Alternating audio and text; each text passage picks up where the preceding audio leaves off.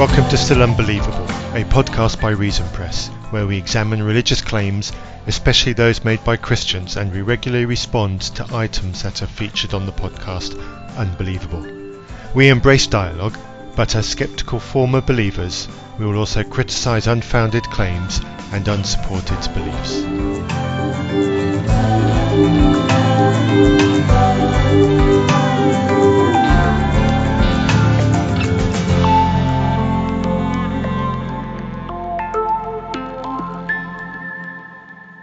Hello everybody, and here is another episode of Still Unbelievable. Matthew and Andrew at the helm as per usual, and with us as a guest is the lovely Erin, adding in another glorious accent into the mix. Welcome to the show, Erin. Thank you for having me. I'm very excited to be on the podcast. Excellent, thank you. Putting on your poshest accent there. It's how fabulous to have you.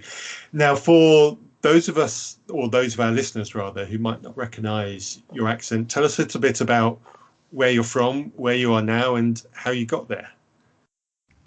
So I was born and raised in Belfast in Northern Ireland.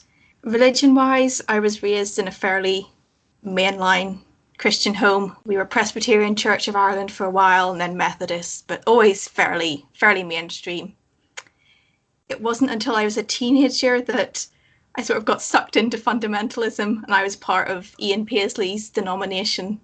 And for people who aren't familiar with him, he was a real fire and brimstone preacher in Northern Ireland who also ended up being the leader of the country for a while. That was a fun time in my life where I turned into an insufferable fundamentalist. But thankfully, I did grow out of it because I ended up at theological college. And as I'm sure a lot of your guests have told you, theological college is where faith either strengthens or dies, and unfortunately mine went down the completely died route. I still attend church, which is probably what we'll talk about, but the way I interpret religion is vastly different from how I used to when I was a fundamentalist. Interestingly, because this is Still Unbelievable, the Unbelievable podcast with Justin Brierley was instrumental in my deconversion, which would probably break his heart.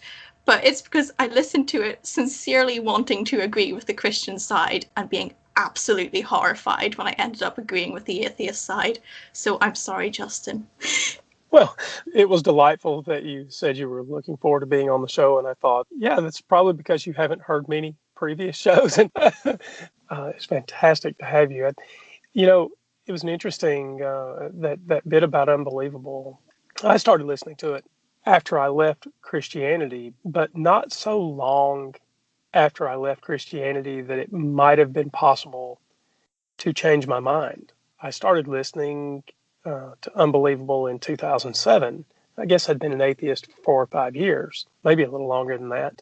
But I think I still had a lot of questions about how the world works. You know, what is this reality that we live in? I had a similar response to Unbelievable, and I sort of wonder why they keep the thing going, right? It's a trouncing pretty often, and so I had a similar experience. So would you say then, Erin, that your faith was savable when you first started listening to Unbelievable? Oh, definitely. I started listening mainly just for the Christian versus Christian debates because, you know, there's a few Calvinist versus Arminian and things like that that I was interested in at the time. It was only as my years of study went on and as my thinking began to change, I started listening to the big Christian versus atheist. Again, at the point where I was trying to cling on to my faith and I was hoping that would do it, but unfortunately it didn't. Or fortunately, depending on your views. Yes, depending on your perspective, obviously. Yes. You mentioned you were looking forward to the Christian versus Christian debates. Does that mean then that you were at a point where you were completely unconvinced by the fundamentalism that you're in, and so you were looking to find an acceptable version of Christianity, or a version of Christianity that could be judged correct? You know, what was it you were looking or hoping for? I had got to the point where I was just disillusioned with fundamentalist form of faith, partly for doctrinal reasons, but mainly because I didn't like the person it was turning me into, and it was affecting my relationship with my parents, and I just realised something had to give. So that's when I started looking into more charitable interpretations of Christianity. Right. Okay. To rewind a little bit and to set the scene a bit, because I'm a relative local, I'm British, and I'm old enough to remember some of the events of what's gone on in Ireland. I'm old enough to quite clearly remember the events of the Good Friday Agreement and that kind of thing. And I'm also old enough to remember some of the what's euphemistically called the Troubles, when the IRA were quite active on UK soil in England specifically. To set the scene a little bit for people who might not be quite so familiar, what is it, or what was it like in Ireland to be part of a religious culture growing up in that kind of environment? So I was born in 1999, which was the year after the Good Friday Agreement. So that's how horrendously young I am. Right, I feel quite embarrassed now. So my parents are wonderful people. My father's actually Scottish, so he's not personally involved in the conflict, and that he's an outsider to it. And they made sure they sent me to an integrated school because they didn't want me to grow up. They didn't want me to grow up on either side. They wanted me to grow up accepting of all people. And that is one of the things that did cause a lot of friction when I did turn to more fundamentalist forms, because then I started criticizing Catholics and started looking down on Catholics, and they're like, oh no, we've raised a bigot. I'm assuming that because of some of the history of Ireland, I don't want to make this all about Ireland, but I'm just trying to set a little bit of a scene and background. Is it easy in Ireland to fall into that bigoted culture where you look down on the other side? Is that a very easy trap to fall into?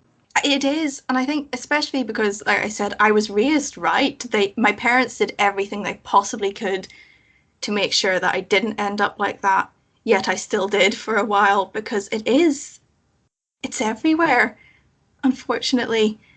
Obviously, we have improved greatly since the Troubles because we're not openly killing each other anymore, but I think the social division is still there.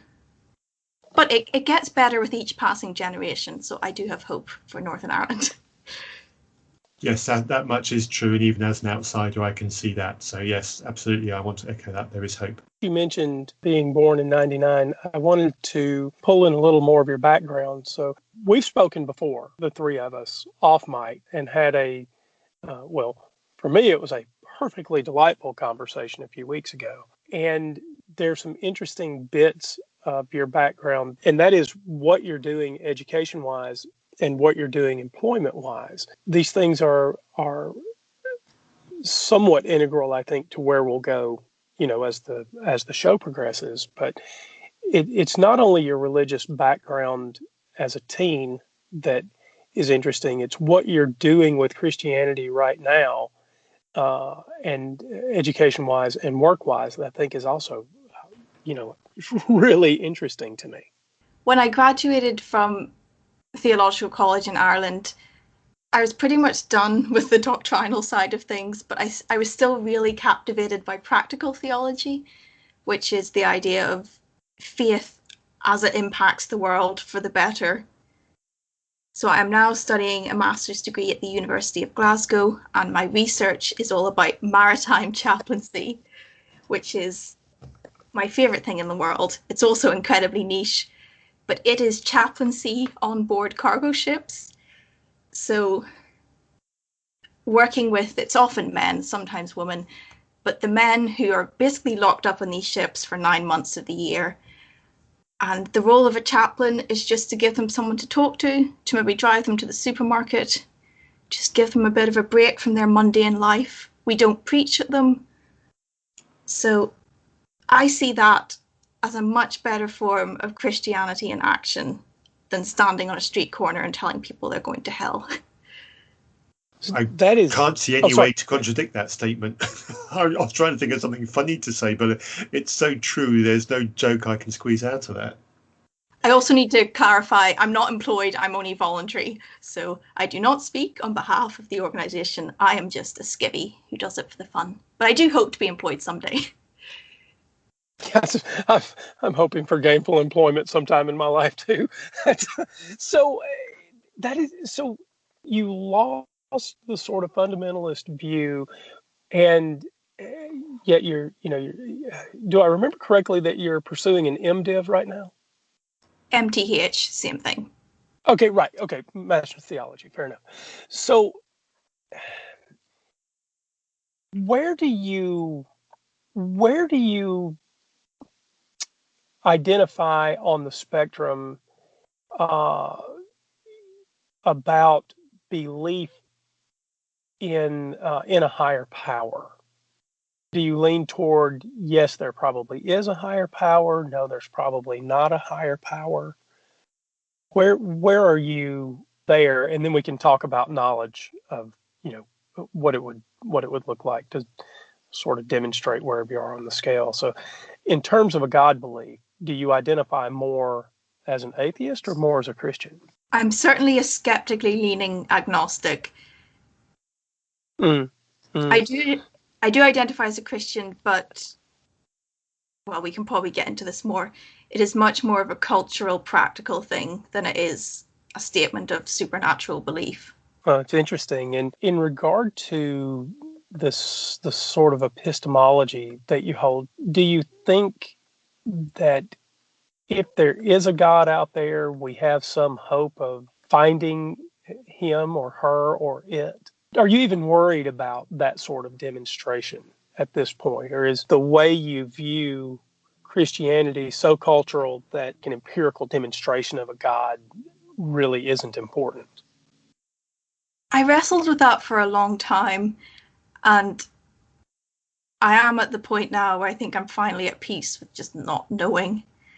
I Mm, think an interesting thing to mention about me that is quite relevant is that I'm on the autism spectrum, and there's actually quite a lot of really interesting research showing that for a lot of autistic people, we just we don't think teleologically, we don't think supernaturally, we just take mhm. things as they come. So even when I was a Christian, I never felt like I had a relationship with God, even though I really wanted to. I've just people talk about feeling the presence of something beyond themselves. I've never felt that, however hard I tried. Mm, mm, mm. I don't, as far as I know, I am not on the autism spectrum disorder spectrum anywhere. I share that history in that I wanted to believe in a supernatural God, a God that can interfere with the gears of the universe however he wants, right? And he can make changes despite natural law, all of that kind of thing. A truly supernatural God who, if the universe is not going the way he wants, he can just change the course of the universe because of sheer force of will, right? But over the years, I have been incapable of accepting that at any sort of concrete level. Yeah, and I think that also seems to trip a lot of Christians up, I think, because the portrayal of skeptics is that we're horrible, rebellious people who ran away from God. Yet for a lot of us, we tried our sincerest best to be proper Christians and just couldn't do it. But it was through no lack of effort or desire on our part. Yeah, that's right. I went to, I majored in Bible, majored in theology in college. And I get that sort of, I know Matthew's had it, and you probably have too. If you were once a Christian and you're not now, you weren't ever actually a Christian, right? I just want to tell them, look, I, I did 5 years in university. You know, there was no half measures. There were no half measures with me. I went when the doors opened. I participated in building Sunday school programs. I reached out to inner city youth, right? And even so, I'm where I am because in the end, there were a lot of things about Christianity that failed. One of them is prayer. My honest results with prayer, counting the hits and the misses, were God wasn't out there listening to me. And if he was out there listening, he was ignoring the things that I knew I needed. And, it is that was the way it was. I think still is. Matthew, where are you in regard to miracles, and where were you in the past? I was all in on miracles at one point, actively seeking them, believing that they happened, and willfully interpreting even the slightest doubtful event as a miracle.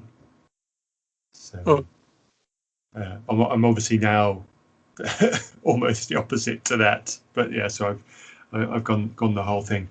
Today, Erin, you volunteer aboard ship as a Christian. Do people that you talk to, do they know about your skepticism? Do they know that you're largely agnostic where the central beliefs of Christianity are concerned? Yeah, I've decided to be very open about it, even though it's probably career suicide, because I want to be authentic. I don't want to feel like I'm putting a persona on. And that's actually a big reason why I decided to move to Scotland to do further theological study rather than stay in Ireland, because I feel like Scotland is it's much more generous in the theologies that it will accept. Like Scotland had Richard Holloway, Bishop of Edinburgh, and he was agnostic. So if the agnostic can be a bishop, there might be hope for me. Well, I am aware, I'm pretty sure here in the UK, we've got at least one army chaplain who's a secular humanist chaplain. So I'm pretty sure that in the Merchant Navy, there must be scope for something similar as well. You've got that's interesting. A secular humanist chaplain. I love it. I'm just going to ask Dr. Google that question while you guys carry on talking. So I just want to try and fact check myself while I'm thinking about it. But I'm pretty sure there is. Well, no, I'm sure you're right. And like Bart Campolo, he had a very famous deconversion, but he's a humanist chaplain now. So you don't need the supernatural to be a chaplain. Absolutely. And what's playing through in my mind is somebody that we've interviewed here on Still Unbelievable. And as we're talking, that episode has not gone live, but it will go live within the next 2 days. And so will have been up for several weeks by the time listeners are listening to this. But this person that we interviewed, he said that when he came public and about his loss of faith, somebody that he knew opened up to him about his homosexuality, and he said it was really impactful for him that while he was a Christian, this person didn't feel that he was a safe person to be honest with. And as soon as he came out and said, I'm no longer Christian, this person then saw him that he was now a safe person in which he could expose his deepest fears about. And so I'm pretty sure that for you in that same situation, the same must also be true. Yeah, I've found that particularly if I put out a controversial blog or video, whatever, that I do get messages from evangelical friends back home who would never say this sort of stuff out loud, but they say that I'm articulating what they've always thought but are just scared to admit, and that it makes them feel better knowing that they're not the only one who has loads of questions. And that's a really sad indictment of some brands of Christianity, that there are people who feel that there's something deep inside them that wants to be compassionate and caring to others, but they have this deep-seated fear that if they make it public that they have this compassion for other people, that it will cost them dearly. There's something about that statement, that sentence, that set of facts that just seems deeply wrong on every level. Yeah, and it's why I could just no longer in good conscience stay in the evangelical church. I still go to church, but it's certainly not evangelical. I call myself religious but not spiritual because I like flipping that phrase on its head. Yes, I'm chuckling at it now, and it's a phrase I accept on face value, but there was a time in my life where I would have been very puzzled by that and wanted to know on what world you thought you lived. The part of the world that I live in is almost completely orthogonal to what you've described, Erin, where you have Christian friends, and even though they don't express their doubts and fears out loud, they're at least willing to write you separately, and say that they can commune with you at some level because you are saying the kinds of things that they say internally. You have the kinds of doubts that they have. It is foreign to me. I had a family member say to me a week ago, last Saturday, that this all happened as a result of as a result of the election. This person knows that I'm an atheist, and I've expressed doubts to him about God. And at some point, he seemed to share those doubts. But just in the last week or two, he has called me a baby killer. He had, well, that's probably the kindest thing he said about me. I'll leave it there. And so I guess Christians in this part of the world right now, and this may not be true in 5 years, but the sort of rhetoric that is coming out of Christians in the United States right now is not that sort of language where we share doubts and fears and hopes and desires. It is incredibly combative, and while I hate the word toxic, I'll go ahead and use it here. And I just wondered, do you have any of that in the Christian community that you work and go to church in? Is there anyone that's combative toward you expressing doubt?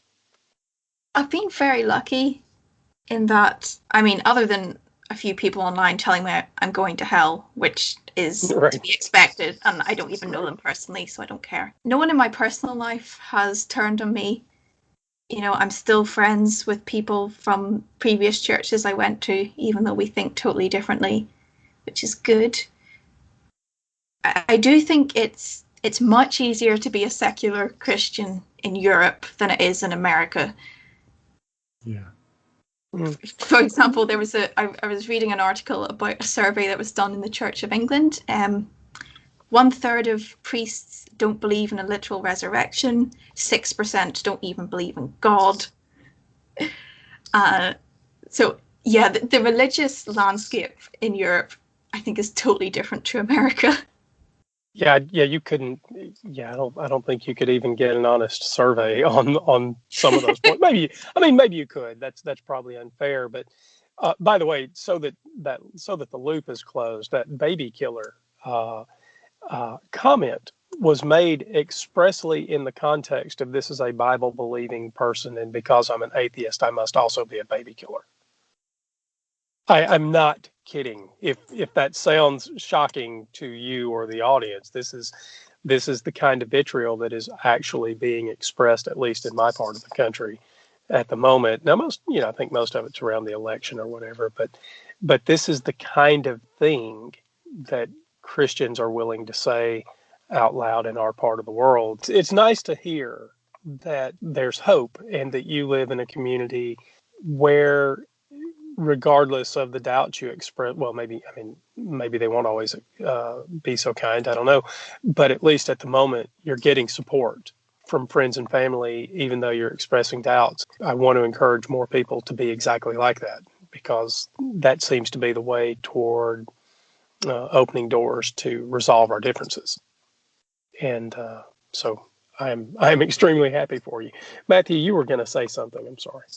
Only that, just to clarify the comment earlier, I've found a news article from 2010, so 10 years old, in the Scotsman of all papers, saying that the Ministry of Defence, that's the department here in the UK that looks after the army, they were looking into having humanist chaplains within the army. So if they were talking about it 10 years ago, I think it's pretty safe to bet that there's at least one now, although I haven't actually found a confirmation that there is one. I reckon there must be several, probably at least one in each of the forces. The question I was going to ask you, Erin, is just sketch out for us then a little bit what it was that really caused that decline then of religiosity. You mentioned about listening to Unbelievable to try to rescue what was left of your faith, and found that actually some of the arguments being put there helped you out. But what was it that started it all right at the very beginning? It was a bit like Death by a Thousand Cuts, in that it wasn't one thing, but it was just lots of little things that eventually it all fell apart. So, it started off, like I said, with intra-Christian issues like Calvinism versus Arminianism.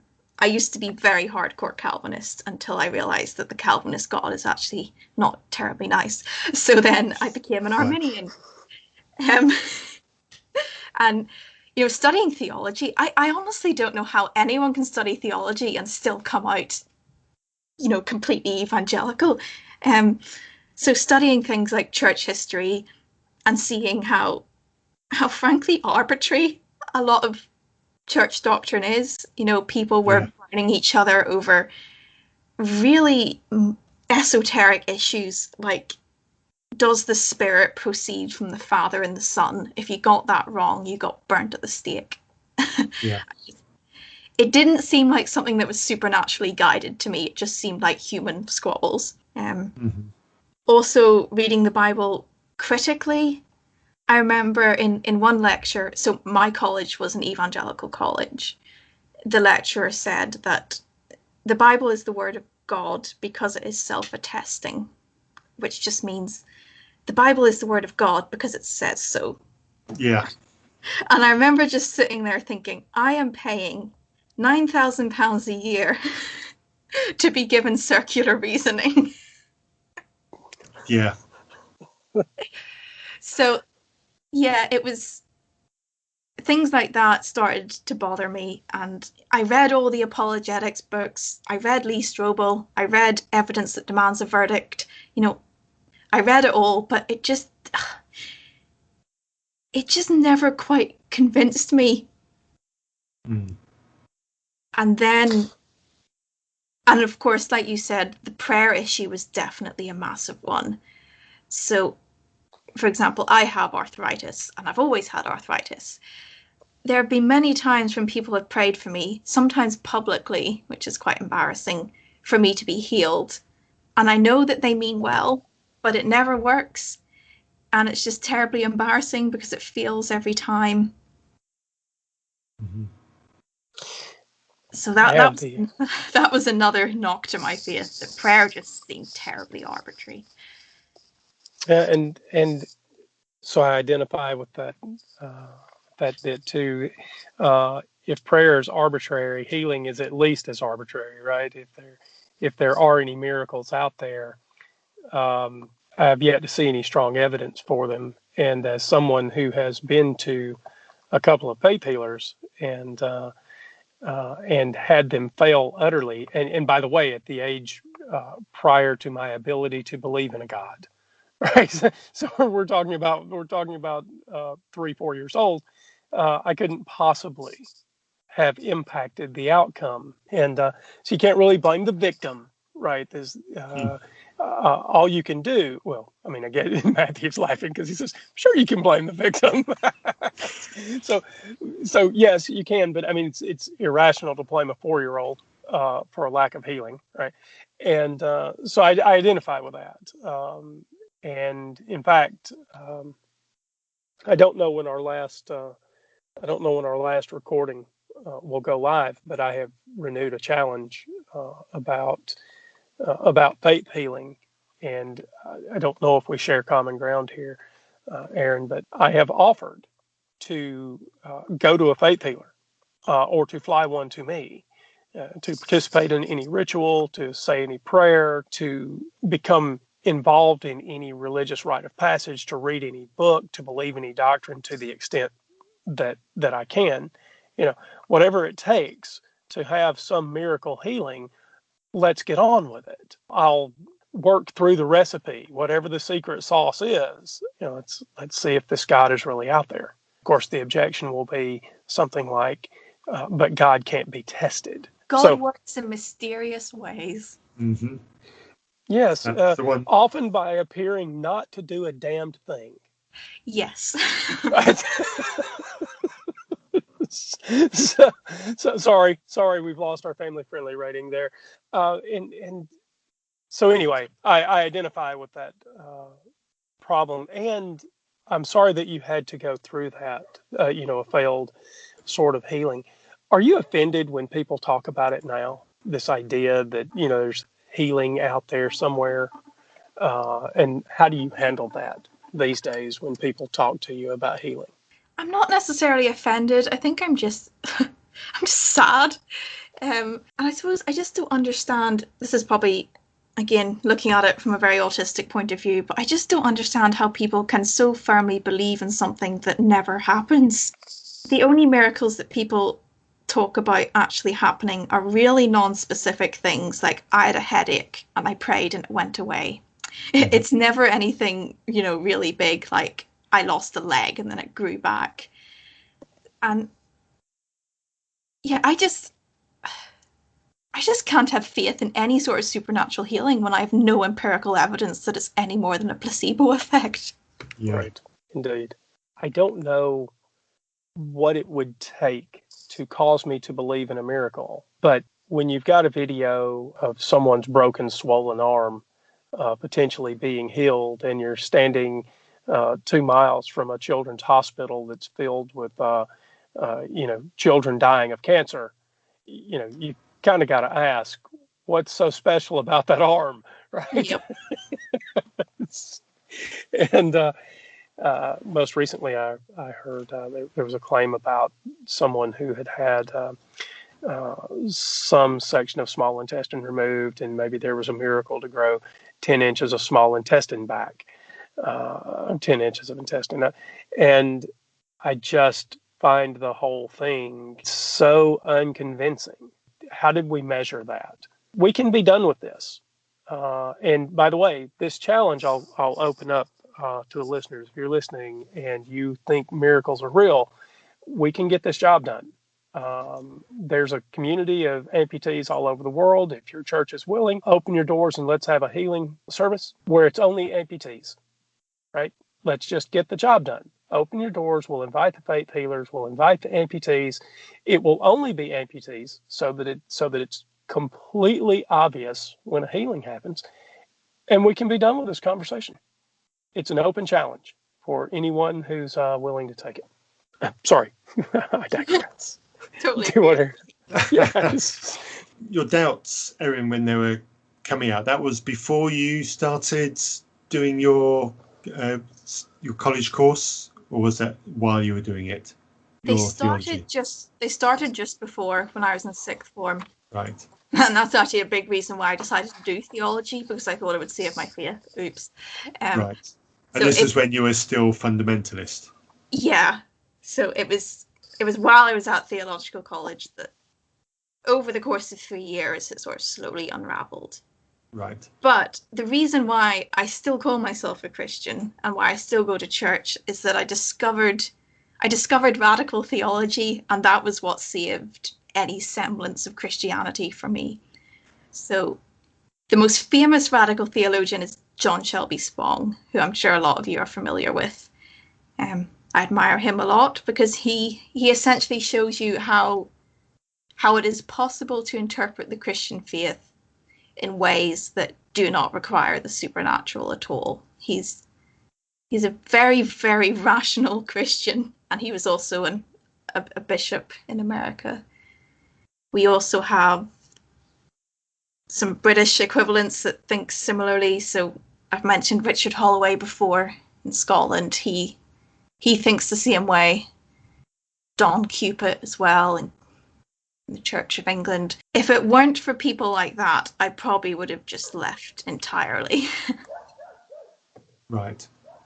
So it was those people who very much embraced a form of Christianity minus the supernatural, and it was that. So you've almost swung the other way, haven't you? You've swung from a very fundamentalist Christianity, which absolutely emphasizes the supernatural. So you mentioned it was the arguments. Was it just the arguments? Yeah, it was both doctrinal and personal. I know the argument of suffering is very common, but the reason why it's so common is because it's so valid. And accepting evolution as well, not necessarily in the way that you would think, because I know plenty of Christians accept evolution, but it was the knock-on effect of it. So, for example, in an evolutionary paradigm, which is the way things are, it means that there is horrendous animal suffering long before humans ever came along and committed the original sin. Because I was always able to explain away natural suffering by original sin. Somehow human sin causes animal suffering. But once you understand evolution and you realize that life has been around millions of years before humans, well, then you've got a God who deliberately created animals to tear each other apart, and he also created them with a nervous system so that they could feel it when they were being torn apart. And yeah, so definitely the problem of evil, both for humans and for animals, kind of the final straw. Yeah, I think the evil and that's certainly animal suffering that takes quite a few people over the line from my hearing of various stories. So you've swung from that version of Christianity that really emphasizes the spiritual and the supernatural to one that doesn't.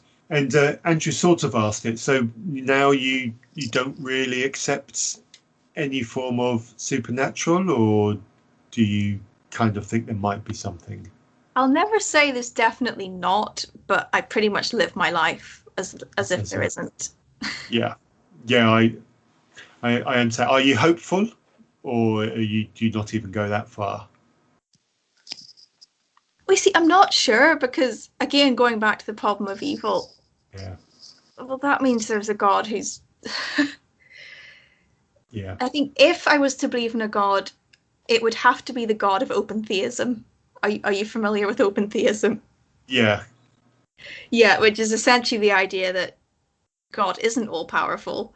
So I think that is the only way I could possibly believe in a loving God. But right. You're kinder towards God than I am, because I go a step further and I say if there is a God, he's clearly a trickster God or an evil God. I don't see any room for a God that's anything other than unpleasant. yeah, I've forgotten who it was, but there's some philosopher has the evil God argument, and it's quite good. He basically demonstrates that you can just as easily argue for the existence of an evil God than Yeah. a loving God, and they're both as Yes, arbitrary right. as each other. Absolutely. I think it might not be the same person, but certainly somebody has been on Unbelievable talking about the evil God and pushing forward the idea of the evil God. I just don't see how, certainly under the Christian model, how you can tell the difference between a perfect God and a perfectly bad God. I just don't see how you could differentiate between the two, frankly. That's my position on that, and I'm quite happy to go that far. I think for me the case of hope is gone. I lived in hope for long enough, and I'm too old to spend any more time on that now. And now you'd a lot rather be a nihilist. Yeah, You lived in hope, and now you've. Yes. It was just a juxtaposition joke. Yeah, absolutely. I really don't see an issue with nihilism. To be quite honest, I'm quite happy to bathe in that cesspool. You know, it's that's probably taking the analogy a little bit too far. But you know, people go, "Oh no, on atheism, all you've got is nihilism," and I'm like, "Okay, you say that like it's a bad thing." Yeah. So, do you? Positive nihilist. Yes, quite. Quite. Thanks for that, Erin. Not all nihilism is beating yourself with barbed wire. There is no meaning except the meaning which we find for ourselves. Absolutely. I think that is absolutely right. And I take tremendous meaning out of the little car I've got outside and the gorgeous daughter that I have. Thank you very much. Aaron, And my I'm Xbox. wondering. Don't forget the Xbox.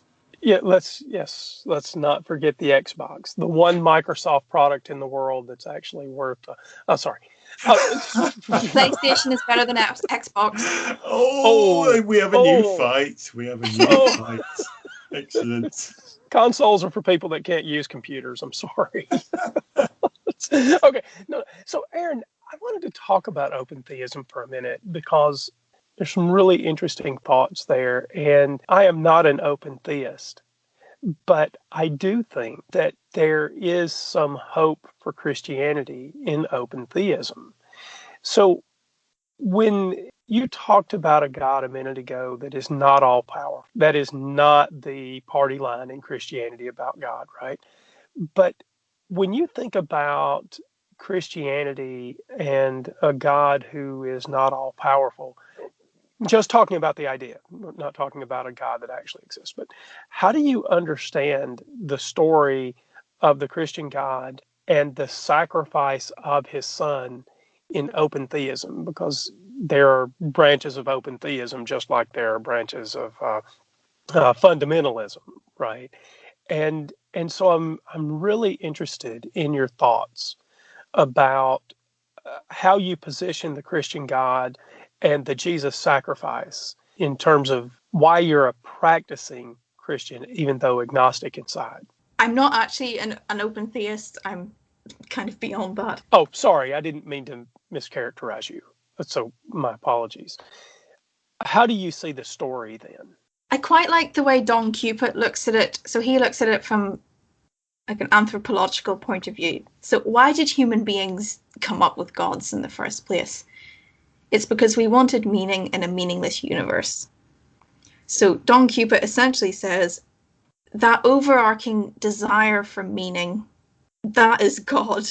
It's nothing supernatural. It's just that human desire for something beyond ourselves. And of course, love often comes into it. Love and life. I think he says life is a religious concept. Whenever I talk about God, I'm thinking of it much more as a concept than as a supernatural being. So it's just a concept that causes humans to strive towards something beyond themselves and to live in a way that's more loving and cooperative. And then as for how the crucifixion narrative fits into that, I don't believe Jesus was God any more in that you or I was God. Right. There's certainly much of what Jesus did that's to be admired, particularly how he sort of tried to steer the understanding of religion away from law following towards acting in love. He was also quite good at annoying the religious establishment, which is probably a big reason why it didn't end too well for him. So I don't see the cross as God punishing his son or anything like that, to pay for our sins. So are you quite happy to say that there was definitely a Jesus character? Neither of us, it sounds like, would accept a God as a reality. Do you think there was a historical Jesus? And how would it change for you if there were and if there weren't? I haven't done much personal research into this, but I'm pretty certain Jesus was a historical figure just because that seems to be the scholarly consensus, although I don't claim to know that for sure. I do think, however, there is a massive difference in the historical Jesus and the Christ of faith. You even see this in the Gospels. As the Gospels go along, Jesus levels up. He gets more and more powerful, supernatural as the years go on. So I think It's a very that's cool interesting. gaming reference. I like It really was. Would Jesus play an Xbox or a PlayStation? That is now the perennial question. But that's interesting. So you accept a historical Jesus if at some point, by the way, I have no idea how this would be done. If we came up with some historical archaeological evidence, or some sort of combined evidence that there wasn't a Jesus, would it change things for you at all? To be honest, it wouldn't, no, because we've still got these teachings that are written down. Okay, maybe they didn't come from a person called Jesus. Maybe they were just a collection of community teachings from that time. But I still think there's great potential in them. I can still put them into practical use on my work on the ships. The churches are still standing. I can still go to evensong. So yeah, to answer your question, it probably wouldn't change things that much. And I get that. It's probably the same for me. Whether Jesus was a historical figure who did much of the stuff that he did minus the supernatural stuff, or whether the entirety of the Gospels are an amalgamation of various legends, events attributed to a multitude of different people, I think in the end it makes very little difference to me. I'm still not accepting the supernatural, and I'm still seeing that there is some value in some of the things being said. I don't think it changes anything for me either. Yeah. So my favorite teaching of Jesus, or whoever wrote the Gospels, well, it definitely wasn't Jesus that wrote the Gospels, that's for sure. No one thinks that. Right. Anyway, my favorite teaching is the whole idea of the kingdom of God on earth as it was in heaven, because that is how I see the Christian faith. The kingdom of God is not about sitting around waiting until we die, because who knows what happens after we die? Probably nothing. It's all about realizing heaven now.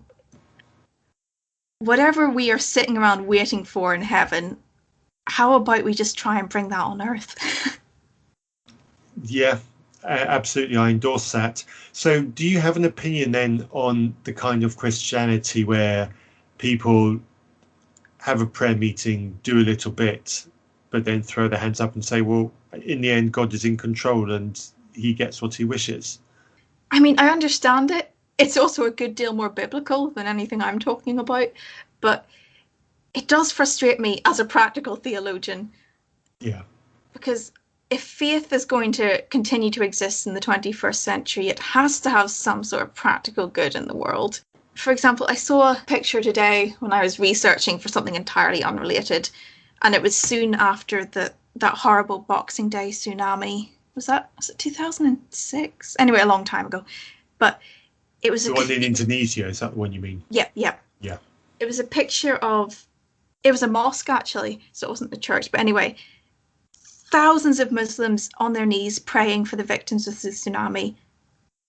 On one hand, I mean, that's wonderful. It's a wonderful display of support. But on the other hand, I'm thinking, what practically is that actually going to do for the victims of the atrocity? Unless, of course, by praying that leads them to go and take practical action, in which case it's fine. But yeah, I don't... There's a phrase we use in Northern Ireland that some people are so heavenly minded that they're no earthly good. Yes, that's a phrase. Oh, that's a nice turn of phrase. Yeah, it is a good turn of phrase. I don't know where it comes from originally, but yes, I have heard it.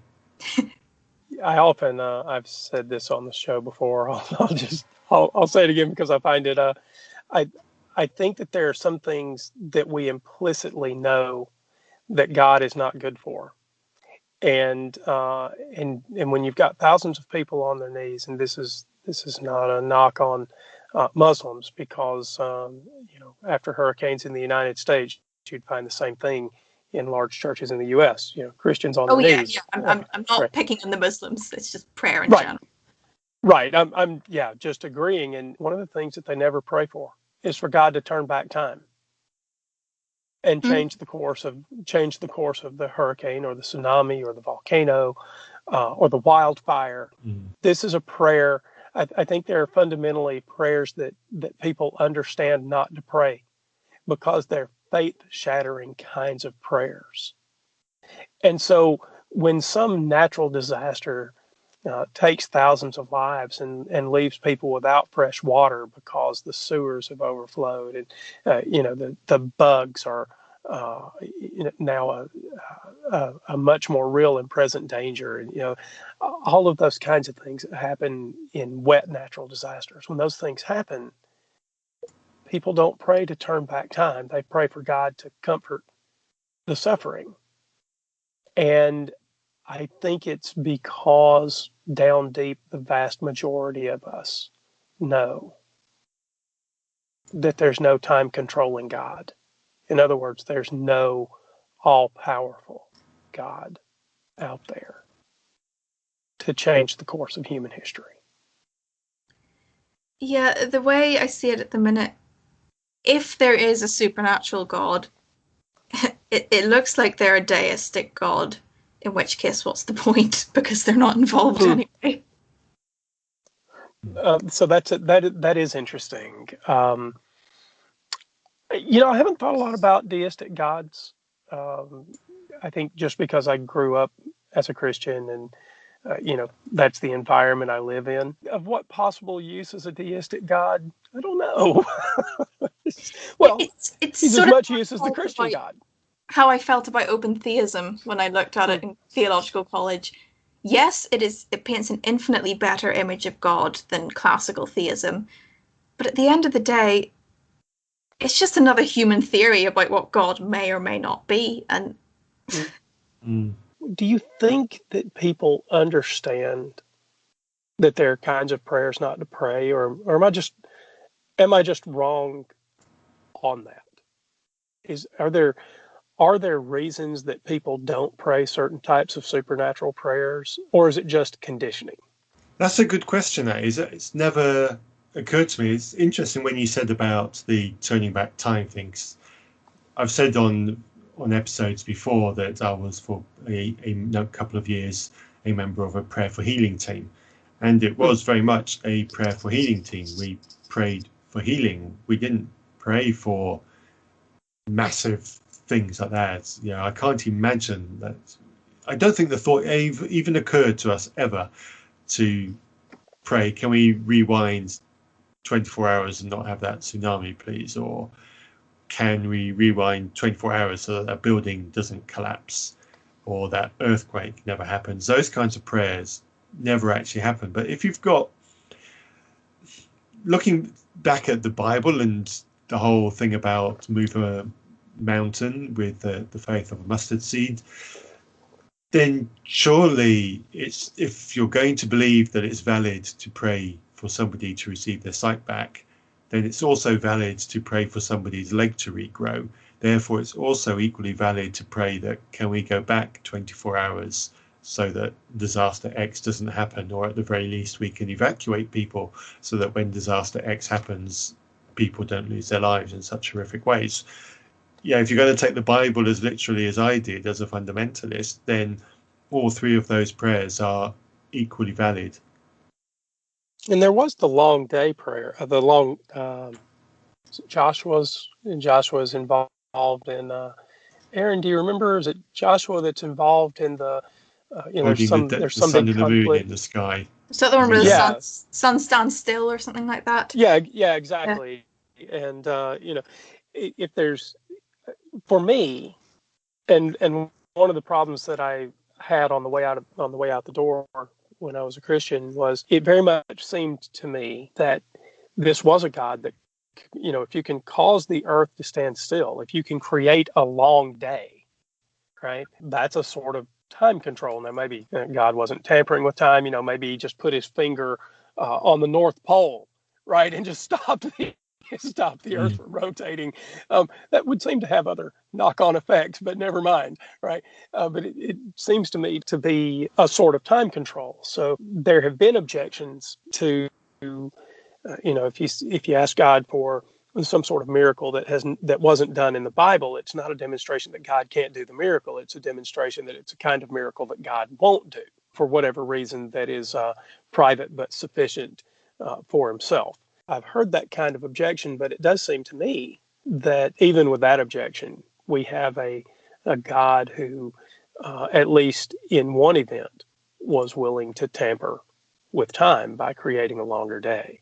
So did you hear there was a really horrible example? Was it last year? I think it was Bethel Church, but the worship leader's 2-year-old daughter died. And oh, yeah. So awful. And, they prayed on stage 24 hours for like a week for her to be raised from the dead. And obviously she wasn't.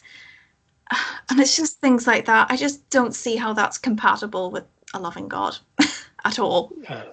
I don't either. Was that out in California? I remember the story correctly. Somewhere out on the West Coast. But it seems like there was some other trouble around that.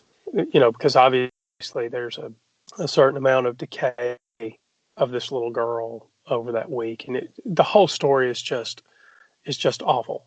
Yes. And the human cost. So we've lost this little girl, and that is tragic enough. But there's a human cost to getting people to pour out that kind of grief over that long. When I think it would have been arguably better. Not my call. Right? It was not the parents. I'm not the parishioners. I'm not any of those people. But it seems to me that these are the kinds of things that it is better for us to accept and find normal ways of. I don't know if that's fair. It's not normal for a parent to lose a 2-year-old, but we do have methods of grieving that acknowledge loss, and that one, I don't know. It just seems. It seems psychologically destructive. Absolutely. As a chaplain, how would you have counseled the Bethel parishioners in regard to this sort of prayer request, this raising someone from the dead? I'm just curious, and it's sort of putting you on the spot, right? Because you probably want to think about that a little bit. But do you have thoughts about that? What would you what would you say if you do? And feel free not to tackle that one. I mean, with these sorts of things, it's easy to think about it in abstract, but it would be totally different if they were actually in front of me. Mm. Much like, was it Rudolf Bultmann? Like the German rationalists of the 20th century. I think any of those sorts of things in the Bible, the only way to take them logically seriously is to take them as myth and metaphor. So, for example, people living forever or rising from the dead. I think the only way to reconcile that with reality is that they will live forever as long as we keep remembering them. And their impact will live forever. And there's that wonderful poem, I Want a Physicist at My Funeral, and it talks about how energy cannot be created or destroyed. So even when our bodies decay, it goes back into the earth and the life cycle begins again. I would not give people the false hope that their daughter is going to walk out of the coffin, because it's just not going to happen. Yeah. I read the story and followed it for a little while as it was going on, and it would have been the kind of story that I would call ridiculous, except that these are people who are lost in a kind of grief that I hope I never, ever have to experience. Yeah. And then to have their God abandon them, Yeah. So sorry, go ahead. I'm just trying to put my mind in a place where you've lost a child, which is terrible enough as it is anyway, but you've got this faith from somewhere where you believe you'll see them walk again, and you pray hard for it and it doesn't happen. There's something about that whole situation, and I can't get over the empathy which I feel there, but I feel that there's also something unhealthy about that situation, but I'm struggling to articulate it well, because all I'm feeling is how terrible it must be to be in that level of grief in the first place anyway. And surely the praying for days and nothing happening can only increase the grief that you're feeling, because now you're losing twice. So I will say about these people that I never had a measure of faith that could have allowed me to pray for 7 days for that kind of thing. So in one sense, they are extraordinary, because I'm willing to accept from their sort of personal reports, right, that they really believed this little girl was going to rise up. And I never had the kind of faith that would have let me pray for 7 days for that kind of thing. So if that's the admission that I was never actually a Christian, then so be it. But that was not the kind of faith I ever had. Well, even when I was a fundamentalist, we were proper Calvinist, cessationist Christians. Mm-hmm. And, cessationist just means miracles ended with the Bible. So right. really, I've never been in a tradition that expected that sort of thing. You're our first guest. I think you are our first guest who is like me, and Bible miracles ended at the end of apostolic authority. There was no more handing down of gifts. I think you're the first guest that has that similar belief. Is that how you understood it? That apostles could pass on spiritual gifts, but disciples could not. And so after the death of the last disciple that encountered an apostle, that was where spiritual gifts ended, that miracles ended? Or did you have were you raised under a different kind of tradition, but still had cessation of miracles? Well, our tradition had such an extremely high view of the Bible. I dare say they almost worship the Bible, which they would definitely hate me to say. But their view was essentially, as soon as John finished the last word of Revelation and the Bible was finished, then miracles ended, because God has given us all we could ever possibly need in the Bible, and therefore he stopped miracles. Miracles were only ever supposed to be like a stopover until we got the Bible.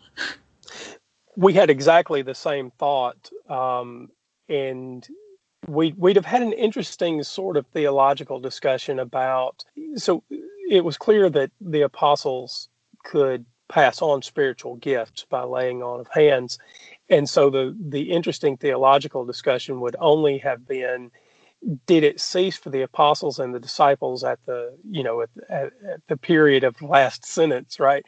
Or did those spiritual gifts continue to the death of those people's lives. But we understood the miracle claims the same way, regardless of where we put that last moment in time. So very interesting.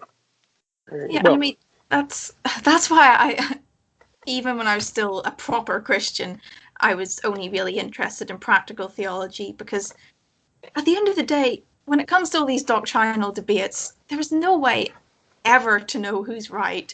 We're just debating extremely esoteric things that have no bearing on real life, and I would much rather just get on with it. Yeah, indeed. Absolutely. Indeed. I think in some of the churches where I've been, that sort of attitude has been described as Jesus with skin. Yes, in fact, I actually read that, someone calling a chaplain God with skin, and I thought, well, A, that's weird. B, that's also quite a good description. yes, I agree. It is both weird, but also a helpful description as well. So, I think that's weird happens for me an awful lot these days. And I think I'm going to get a chance to use that over the Thanksgiving holidays, because I have a lot of fundamentalist family. And that's Erin told me to tell you, that's weird. And then B is something nice. Yes. Right. It does mean that I view the phrase "give me some skin" slightly differently now. It's just because in my autistic hyper-literalist mind, I just get an image of someone running around with like a skin suit on, and it's really weird. And yes, it's a callback to if either of you have ever seen the movie Men in Black. There's I'm trying to get my teenager to watch it with me, but she doesn't do sci-fi. What? But I know. But it's like hardly sci-fi. I mean, okay, it's sci-fi, right? But it is like, if she likes comedy, the comedy comes first. Sci-fi was just a way to deliver the comedy. Com-fi. Yeah. Com sci-fi. Yes. Okay. So somebody's walking around town in a new Edgar suit. Sorry, that's the line from Men in Black. For those, it's a skin suit for the alien, right? It's the Edgar dude. So. Anyway, I digress, but I can't believe you can't get her to watch Men in Black, dude. That is no, I've been trying her on The Matrix for years, and it's just not happening. So Men in Black might be better. Careful. Erin, so you are a sci-fi fan too? I am, yes. Matthew's going to replace me. He's going to be hosting still unbelievable. Matthew's going to replace me. He's been trying to do that with Darren anyway. I can't say that I blame him, but is there a hope for a secular world where there is a world without Christianity? And can you see a place where you could live entirely secularly without I don't want to mischaracterize this, without Christian tradition? Could you happily find that kind of place, and what would it take? Because I get that Christianity gives us community. It gives us certain deep rituals. It provides things that we seem to need. And so can you see a place where you exercise your skepticism without Christianity in any way? And what would that take? Theoretically, yes, but I don't quite see it happening in my lifetime, because, I mean, the secular community, it just, like you said, it doesn't have the community and ritual aspects. Christianity has had 2,000 years to build plenty of communities. Humanism is only really beginning, and I know there are some excellent humanist communities, but for right now, it is much, much, much easier for me to plug myself into a church community than it ever would be for me to find a secular community in the same way. I don't practice any religion, though I do want to say thank you for presenting probably the most palatable ideas about Christianity that we've had. Matthew's going to get on to me because he's going to say I say that every time. It's probably you weren't you? I'm saying nothing. But I do think that open theology, the Christianity that you presented, where Jesus was about interrupting the religious establishment, that there's a God that really does want the best for us, and that's a story that we tell ourselves, and the reason that we tell ourselves is because what we're after is on earth as it is in heaven, right? That was an incredibly powerful moment for me in this show. And so while I'm not a practicing Christian, that was a really powerful idea. And I think one of the things that secular communities miss is this renewing of each other's community on a regular basis, right? So Christians, sorry, this should be a t-shirt. I'm sorry, Christians do it on Sundays. But we need that sort of regular renewal of community. And I think that the skeptical world doesn't do that very well. And I don't know, under a secular humanist view, and I'm happy to say that I am one, I don't know how to do that currently, how to build a community that agrees that it is important to get together on a really, really regular basis, even when it's hard, because Christianity brings that carrot and the stick approach, right? And secular humanism doesn't have a stick. It just has a carrot. And, that's all we have. And Christianity can sort of threaten you to be there on Sundays. And so I am afraid that you are right. I don't see how it can happen in our lifetimes. Now, there are people like Greta Vosper in Canada or Bart Campolo who are setting up humanist communities that do meet at least once a week and kind of function like a church without the doctrine. And, if one of those existed near me, I would very happily join it. But they're few and far between at the minute. Yeah.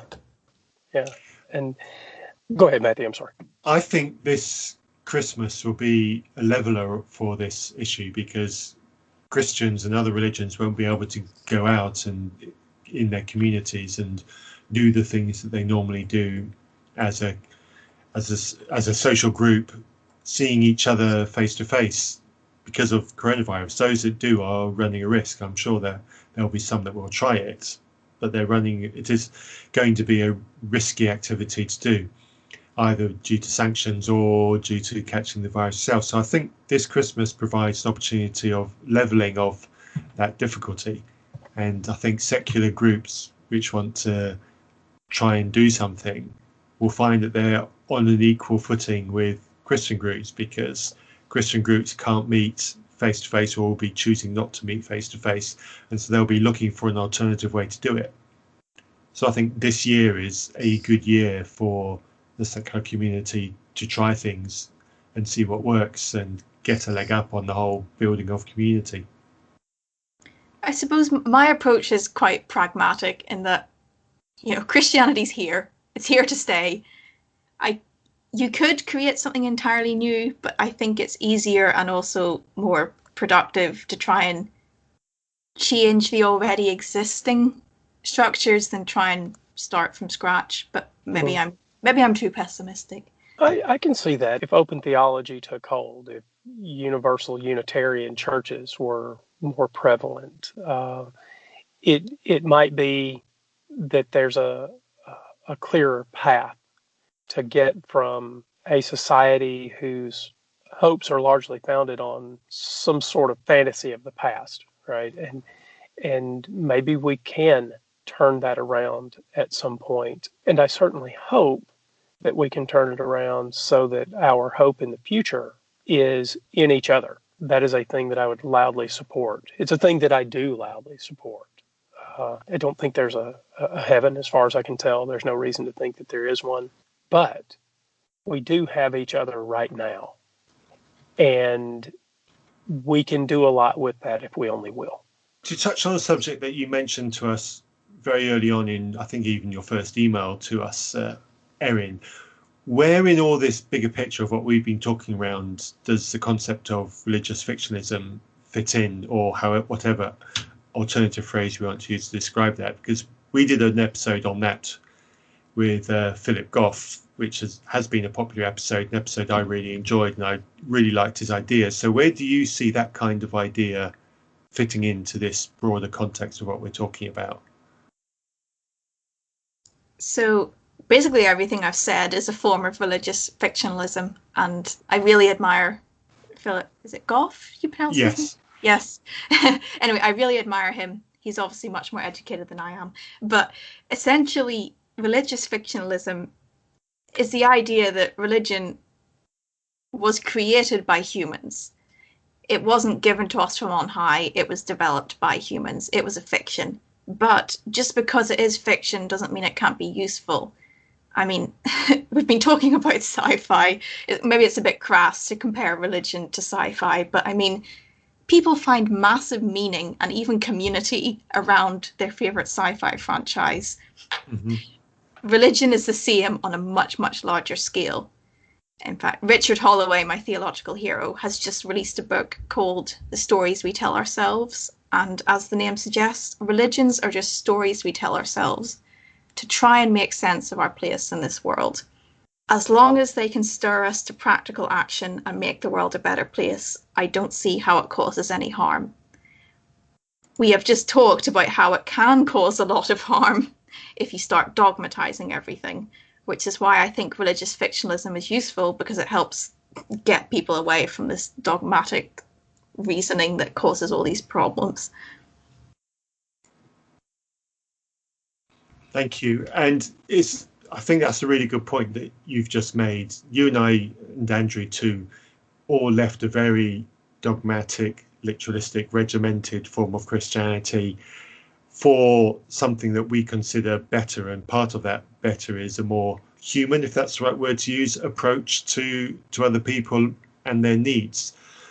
So I guess the question which I was driving at, which has fallen out, this is a problem with getting old, is you start building up to a question, and by the time you get there, the question has dropped out of your brain.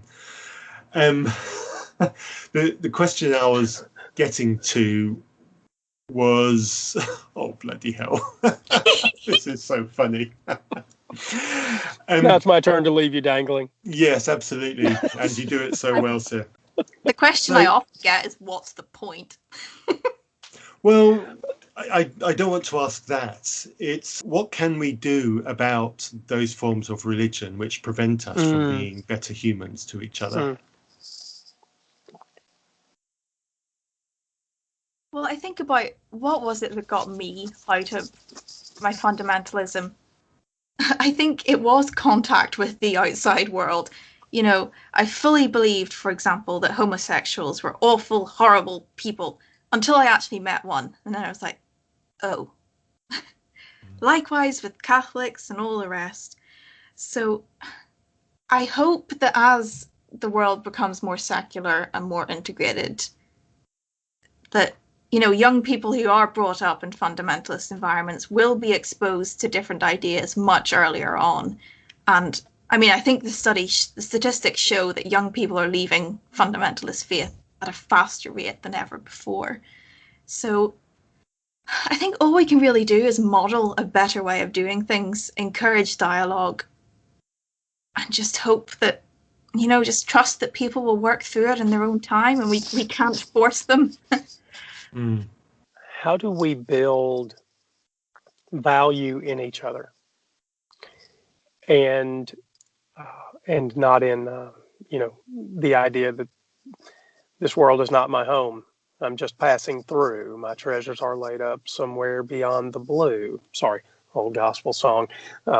So to get from here to there, I'll change tracks just for a second. I've got a distant family member who's going through a divorce right now, and she told her soon-to-be ex-husband that the next person that she falls in love with will love God more than he loves her.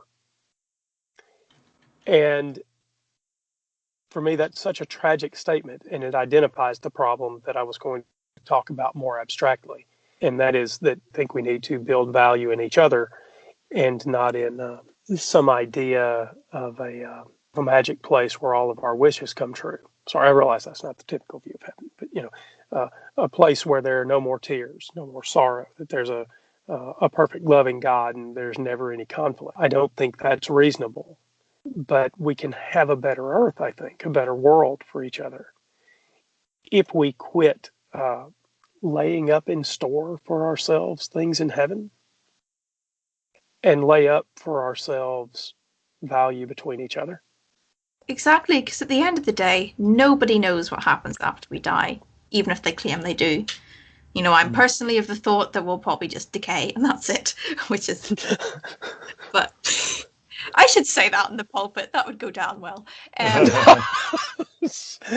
Just let me know. I want to be on Zoom when you say that. Anyway, so I would agree with you that, yes, I mean, in the church I go to, there are some other agnostics, but we're definitely in the minority, which is understandable. The vast majority are theists. But we all get together because we share a common aim of making life better for everyone on earth. We may disagree over, our eternal destiny, but that's one thing we can agree on. And that's one thing that even, secularists and Christians should hopefully agree on. But, all we can know for sure is that we've got the here and now, and we should really make the most of it.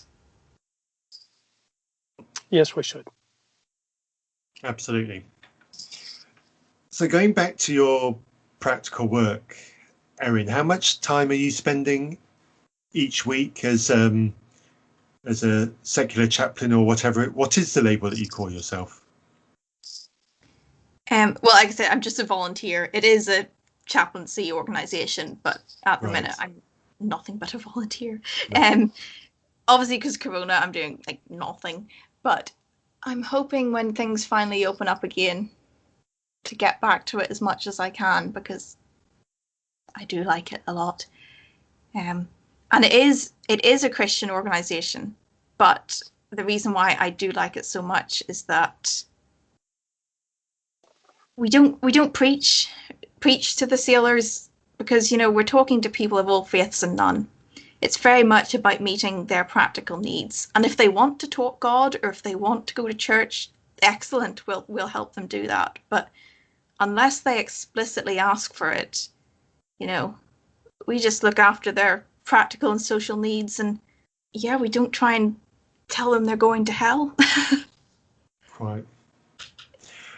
And it's probably worth pointing out that even though it's Merchant Navy and you're based in Scotland, some of the people that you're seeing won't be residents or locals. They could be people from all over the world who are just stopping by on a boat that's loading, and they're on shore for a couple of days while that happens. Yeah, in fact, the majority are either Eastern European or Filipino. The Eastern Europeans stereotypically have no time for God. The Filipinos tend to be culturally Catholic, so they may be more inclined to want to have a prayer service or something, which I am more than happy to do. So yeah, it really, you never know what sort of scenario you'll get until you walk on board. It's good fun. It's interesting you say that, though. So there is actually, from whichever part of the world these people are from, there is a cultural norm usually that most people will be within. Yeah. Sorry. How? Could you clarify a bit? Sorry. So depending on what part of the world they're from, what country or what region of the world they're from, there is a cultural norm that they fall within with regards to their attitude towards religion and the form of religion that they'll take. Yes. And of course, I don't want to profile or stereotype people, but on the whole, you can generally tell. And I've even had a British sailor. It's not often you actually get British sailors anymore, but he said to me, I don't believe in God. I never have, but I like the work that your charity does because you're good people and you help us out. So it really is that simple. And is there any, you say it's a charity, who supports the charity? Is it the local population? Do any of the organisations that are involved in these ships donate anything at all towards charity? So there's an umbrella organisation called the International Christian Maritime Association, which is like a blanket organisation for loads of different charities. So right. Most denominations have one. Like the Anglican one is by far the biggest. They have about 200 ports around the world that they work in. And then there's a few others of varying different denominations. So yeah, it's a surprisingly big operation. That is much bigger than I would have thought.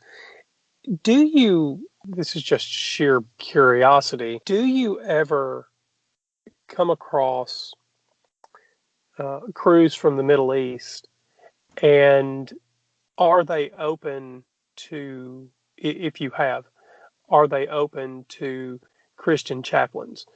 So I guess I should not just say Middle East, but do you come across ships that are largely from Muslim countries, that kind of thing? And are you ever called on board them?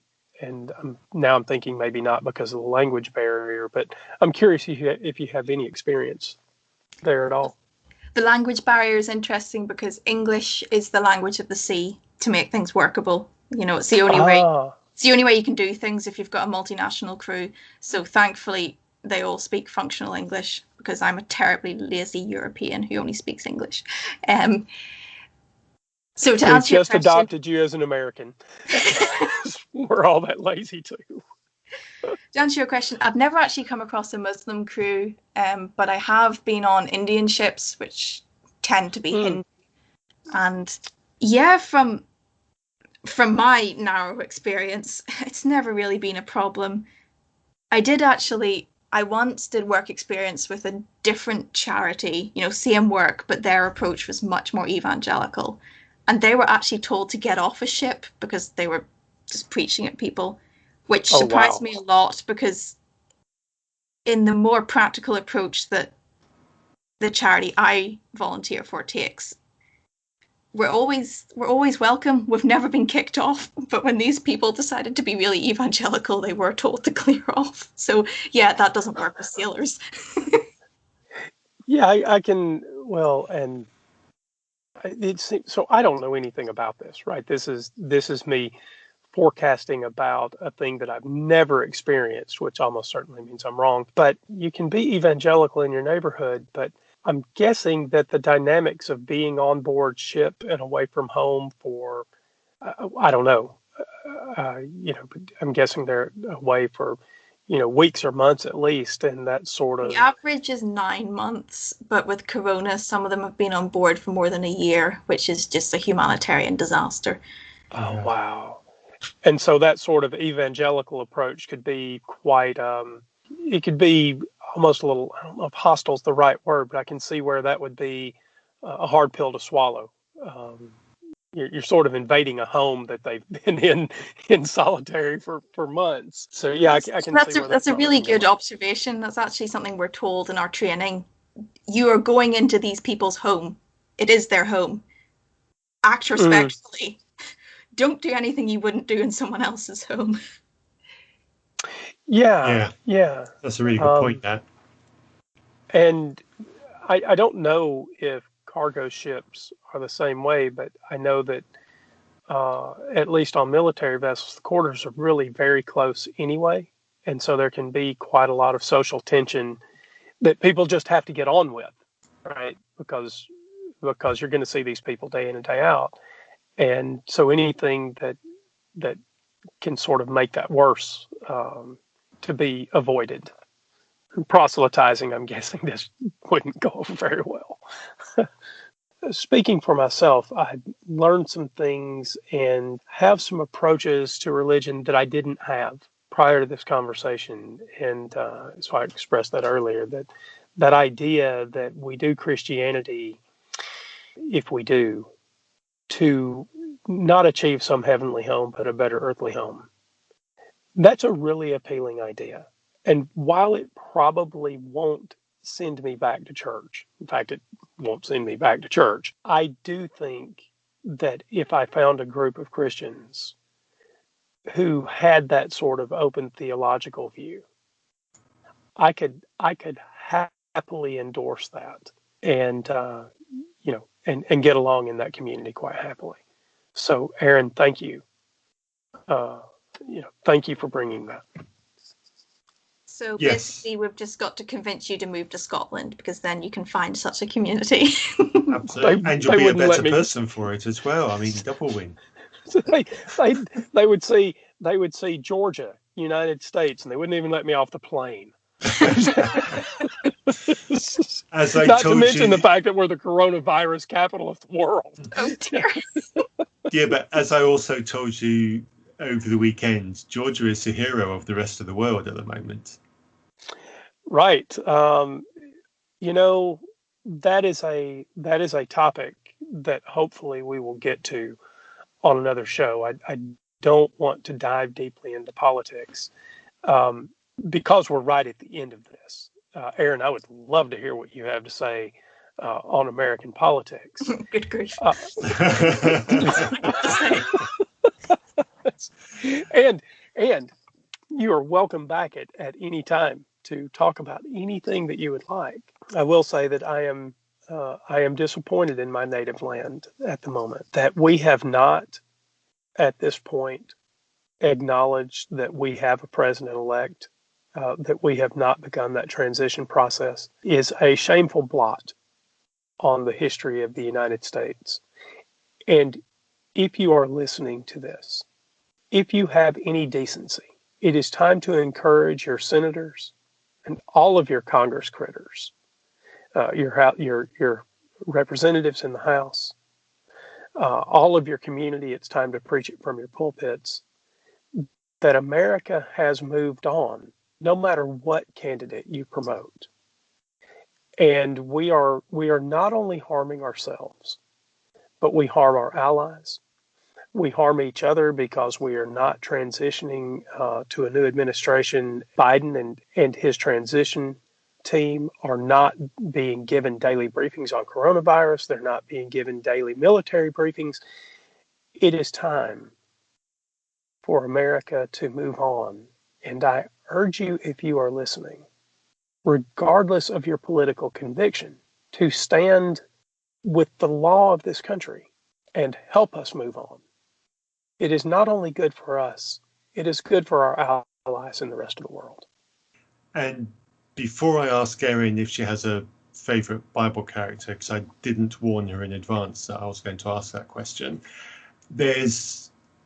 I think there's something I would like to pull out of this episode is, if we're one of those people who are towards the extremes, and I probably have to begrudgingly admit that I might be one of those people who's in the grey area that's close to an extreme, let's think about stepping back away from that.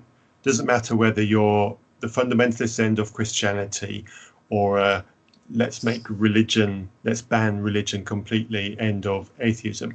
Let's step back away from both of those two extremes to a more human point in the middle, where we accept people with their faults, but also accept that everybody, regardless of what they think and believe, is trying to achieve something better.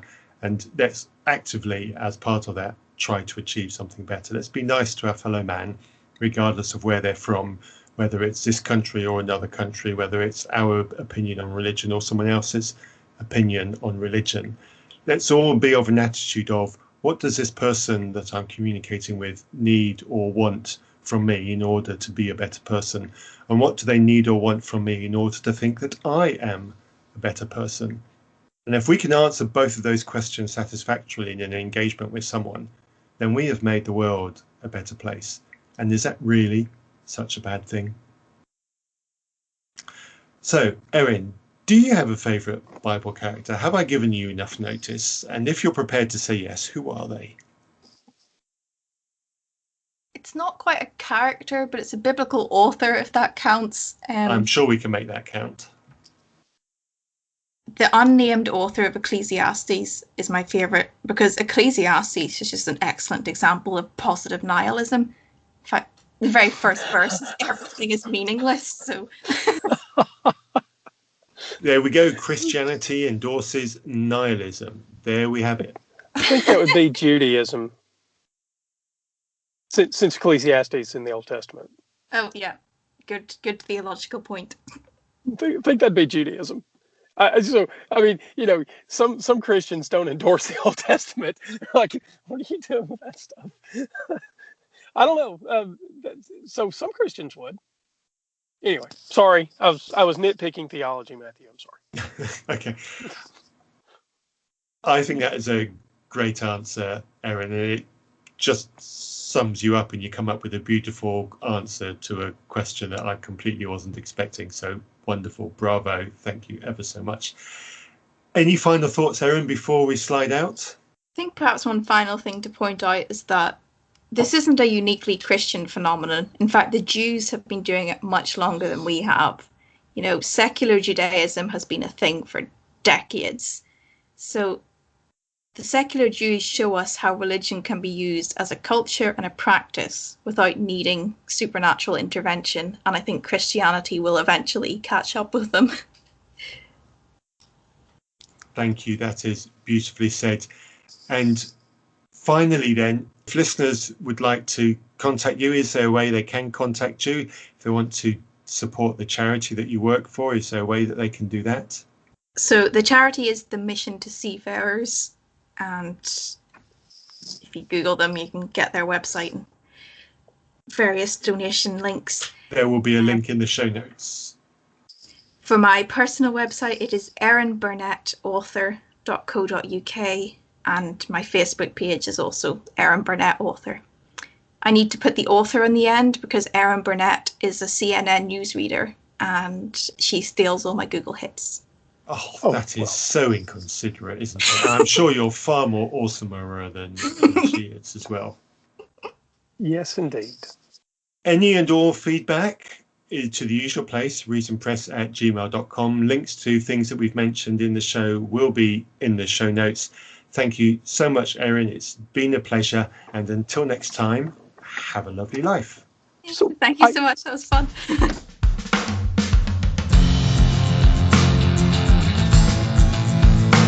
You have been listening to a podcast by Reason Press. To get in touch, email reasonpress@gmail.com or see our website, reasonpress.net, where you'll also find our book, Still Unbelievable. We welcome all feedback, and you might even end up on an episode. Our theme music was written for us by Holly. You can hear more of her music at soundcloud.com/hollybishop. You can support us by buying some of Holly's music and telling her we sent you.